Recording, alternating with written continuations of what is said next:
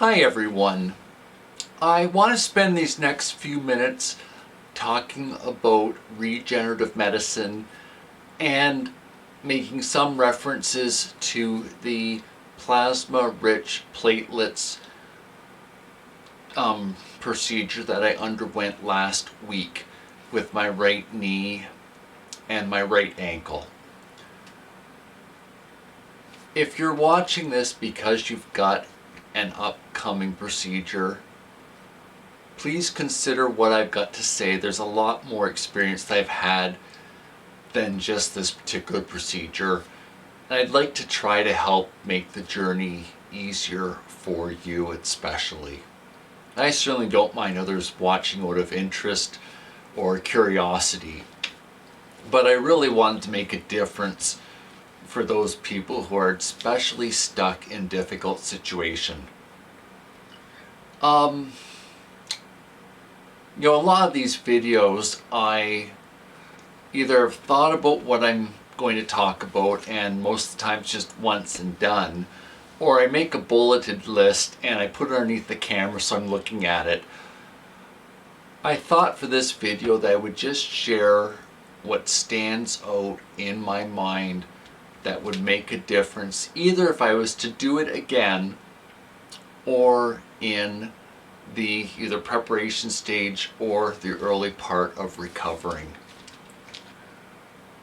I think the first really big lesson that I would say to someone is to find out in as much detail as possible what to expect for the recovery so that you can prepare in advance. So by prepare in advance, I'm talking about when you're home again and you're back responsible for your life. So I'm talking about the very practical things like personal hygiene, meals, sleeping, and then how you do life, like paying bills, interacting with others, and what that's kind of going to look like. Now, the doctors and nurses and healthcare community will give you their best guess of what this will look like for you. You do need to spend time thinking, either if you've got specific questions or concerns to raise before so you know what will happen, or if you've gone through previous procedures and you kind of know how things go with your body and you've been through this before and you kind of get into a little bit of a routine.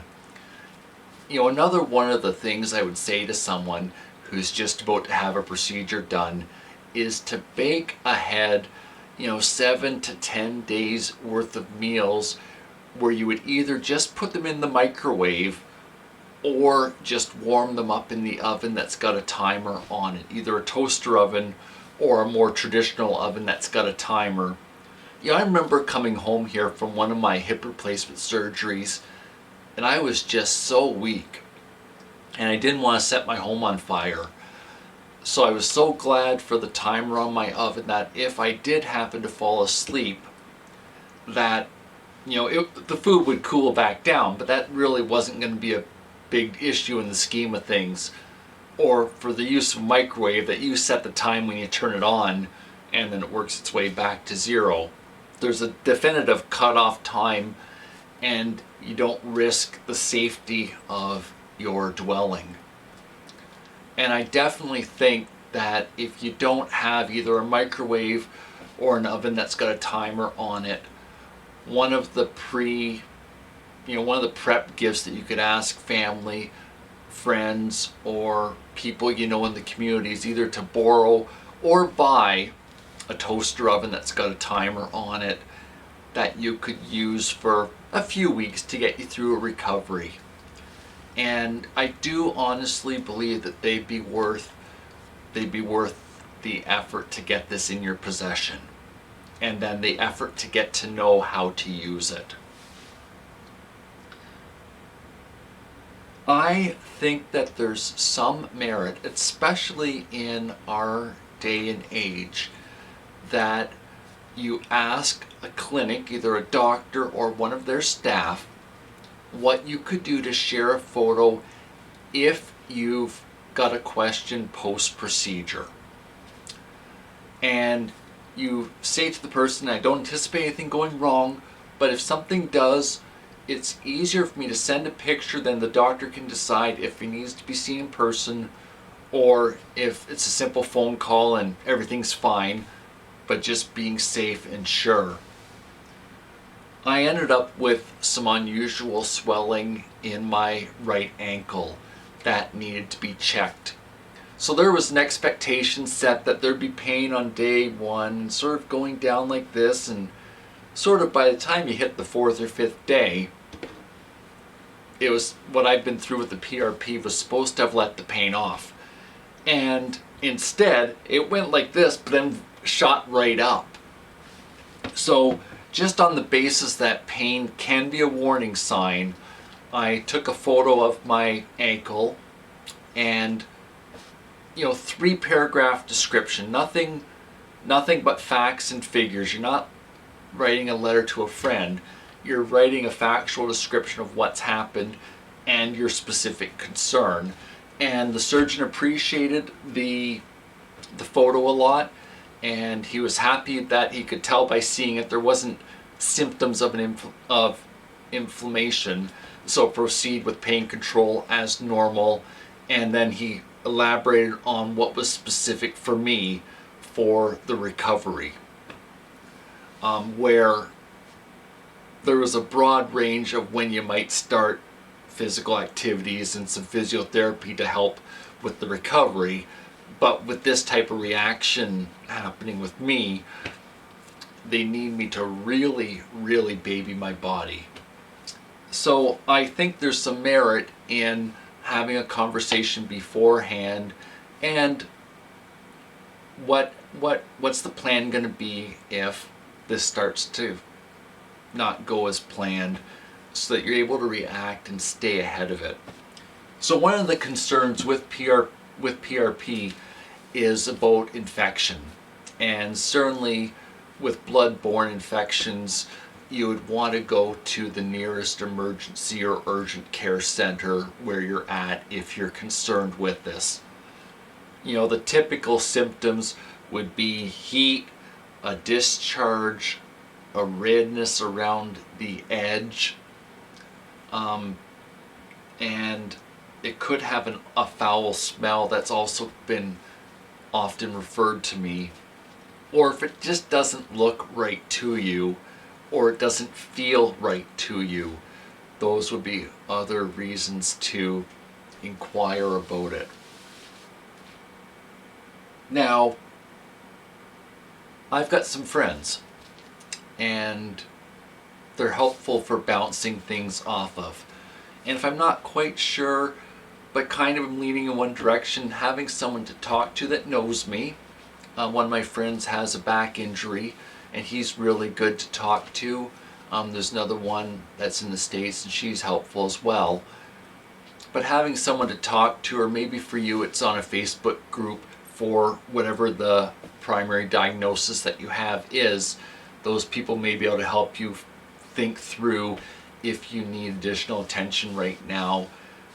And I do honestly believe that there's merit in joining some type of group for what you're going through.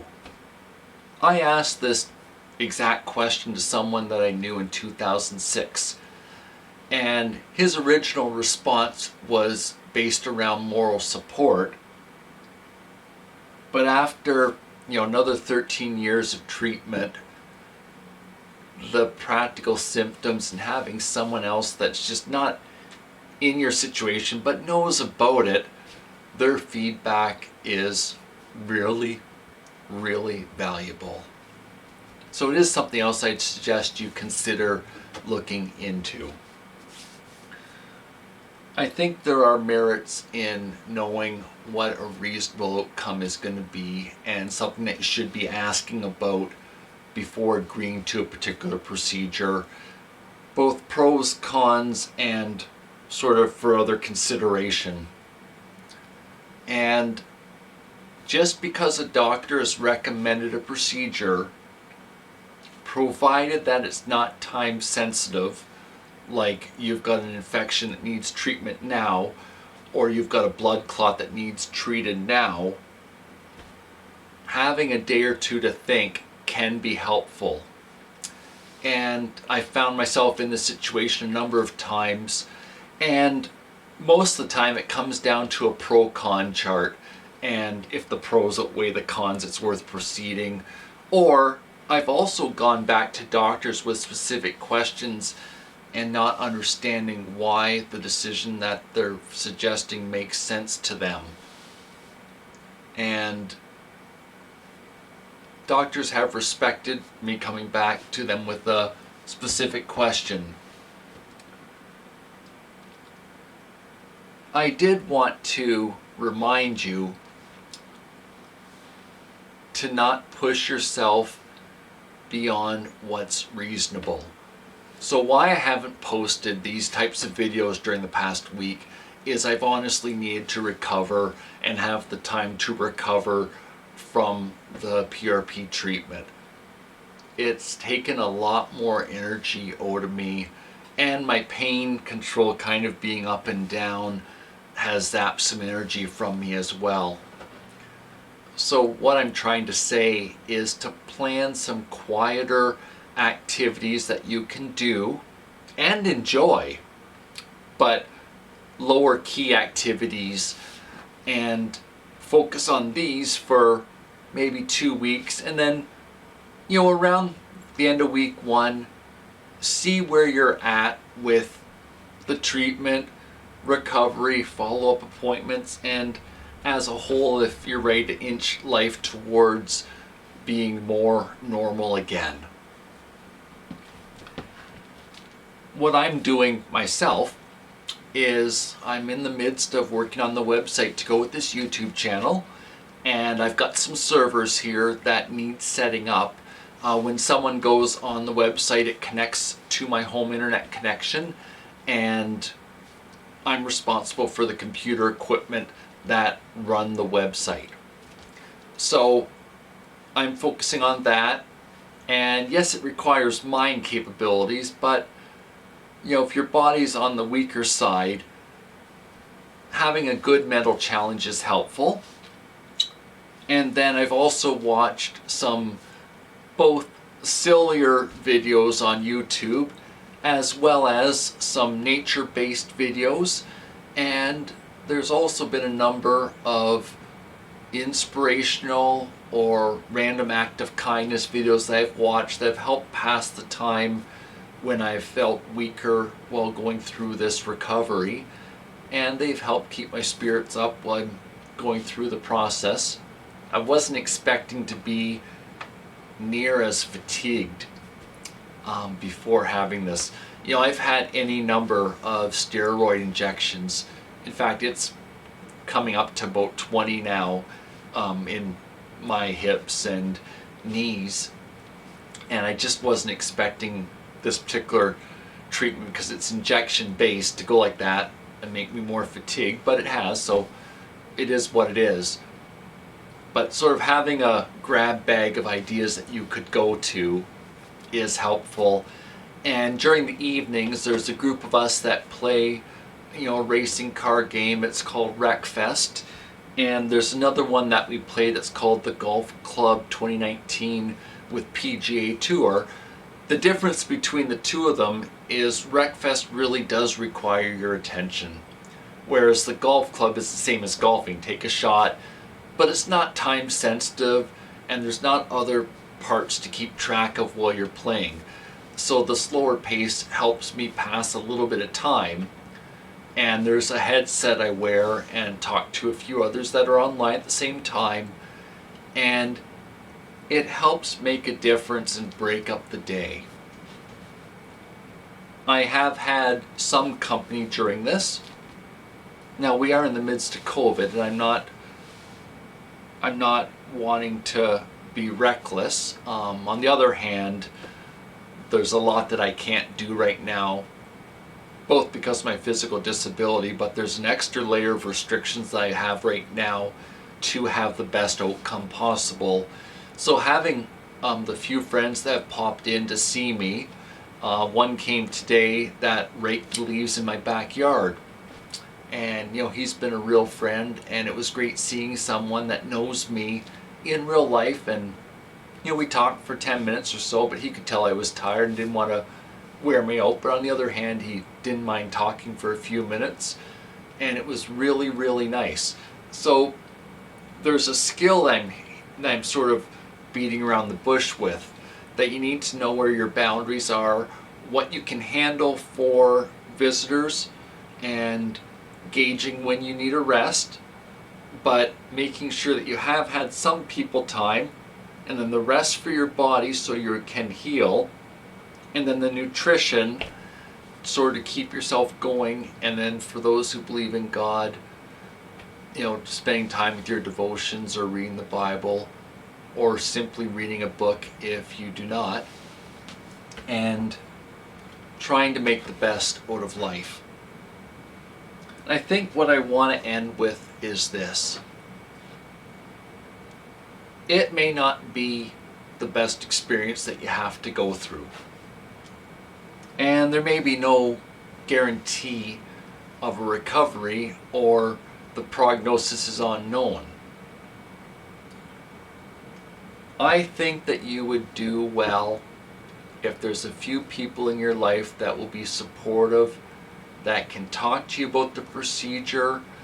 If you've gone to a specialist and you really just don't know, having an appointment with your family doctor or their nurse practitioner to sit there and talk through the pros and cons, and that this would be a help to you at a specific point in time, I would honestly encourage you to do so.